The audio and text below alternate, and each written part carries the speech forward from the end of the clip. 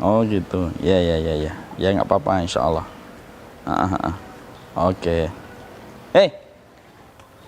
Bentar istriku. Nanti saya telepon lagi ya. Ini ada orang yang kelihatannya mau mati bunuh diri.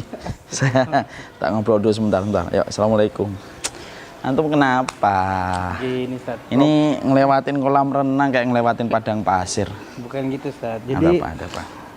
Ana nih Assalamualaikum, Ustaz. Jangan mati bunuh diri ya? Enggak, Ustaz. Jangan, Ustaz. Iya. Enggak, sebenarnya Ana tuh udah ngajuin berapa. Ini kita kemajuan nggak sih? Kelihatannya kemajuan deh ke belakang dikit. Ya, terus Jadi Ana tuh ngirim berapa proposal buat klien, Ustaz. Cuman ditolak-tolakin, Ustaz. Sebenarnya itu yang Ana butuhin. Jadi Ana rezekinya dari situ, Ustaz, sebenarnya. Enggak, antum ngomong rezeki. Sekarang saya tanya, tahu nggak bedanya dunia dengan rezeki? Ya, sering kan antum ngomong itu rezeki saya, itu dunia saya. Sekarang saya tanya sama antum, apa bedanya dunia dengan rezeki? ya sama-sama mendapatkan buat kehidupan sehari-hari. Salah. Dunia itu angka deret, rezeki itu bukan angka deret. Dunia itu angka nominal, rezeki itu bukan angka nominal. Allah itu mencela dunia, tapi Allah tidak pernah mencela rezeki. Rasulullah itu tidak pernah minta dunia, tapi Rasulullah itu minta rezeki. Kalau kehidupan antum yang antum cari itu adalah dunia, maka antum dalam kondisi tidak akan pernah cukup. Karena cukup itu berbanding lurus dengan rezeki, dan cukup itu tidak pernah berbanding lurus dengan dunia. Sekarang kita bahas dulu sebentar, apa irisan antara dunia dengan rezeki. Maka gajinya antum itu dunia.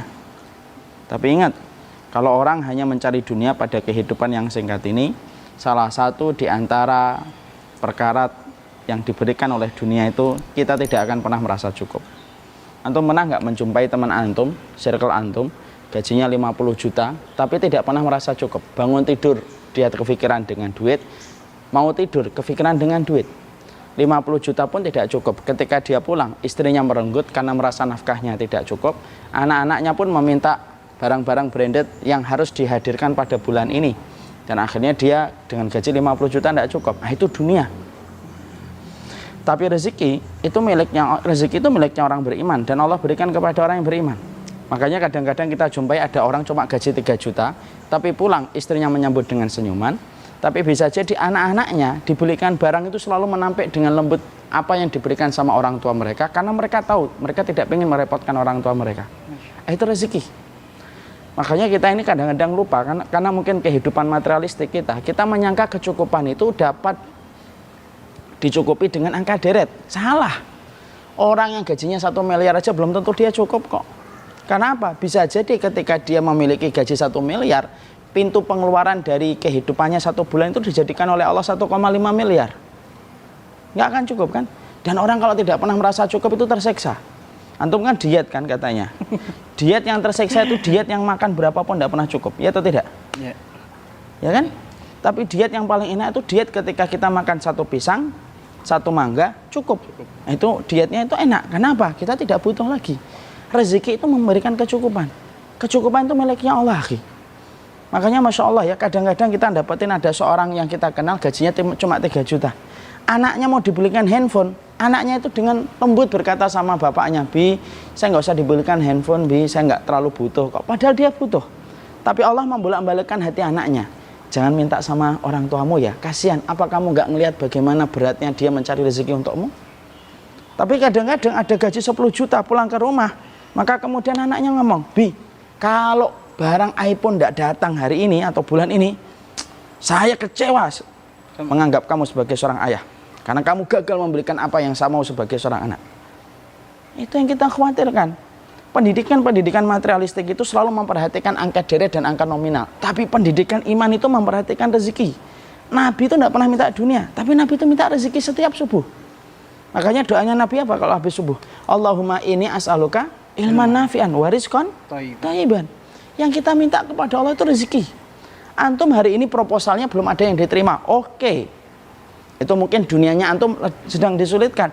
Tapi rezekinya bisa jadi istri antum masih bisa mengatakan, "Tidak apa-apa Mas Sabto. Walaupun badanmu subur kayak gini, proposalmu belum diterima. Alhamdulillah masih ada tabungan rezeki." Kita akan bagaimana menghemat anggaran pengeluaran kita, handphone kita mungkin tidak usah kita isi dulu dengan kuota. akhirnya itu rezeki. Walaupun dunianya sedang disederhanakan oleh Allah. Nah masalahnya kita ini produk dari sebuah sistem materialistik yang semuanya itu kepada angka deret. Semuanya kepada angka nominal. Lah kalau semuanya angka deret dan angka nominal, ya kita tersiksa. Nggak ada bedanya kita dengan orang-orang yang tidak beriman sama Allah. Orang kalau tidak beriman sama Allah itu percayanya itu angka deret, angka nominal, angka deret, angka nominal. Karena menganggap bahwasanya di situ ada satu kebahagiaan. Salah. Salah itu. Kalau angka deret itu membahagiakan, tidak ada orang kaya mati bunuh diri. Kalau angka nominal itu membahagiakan, tidak ada artis mati bunuh diri. Tapi justru kita mendapati banyak orang yang mati bunuh diri di tengah gelimang harta. Kenapa? Karena itu cuma dunia, bukan rezeki. Allah itu ngasih rezeki sama orang beriman. Makanya kalau lagi dijadikan semacam ini, lagi susah.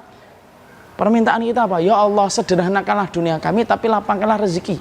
Yang saya minta itu rezeki. Rezeki itu apa nanti? Akhirnya anak-anaknya mungkin jadi lembut omongannya. Kemudian antum pulang capek, tapi dia anaknya punya empati, antum dipijitin, ngomong, Rakila ngomong sama bapaknya, nggak apa-apa Bi, Rakila juga nggak butuh banyak pengeluaran bulan ini. Itu rezeki. Yang antum dan saya minta itu rezeki. Ya, dunia itu angka deret, dunia itu adalah angka nominal, dan itu menyiksa angka deret itu.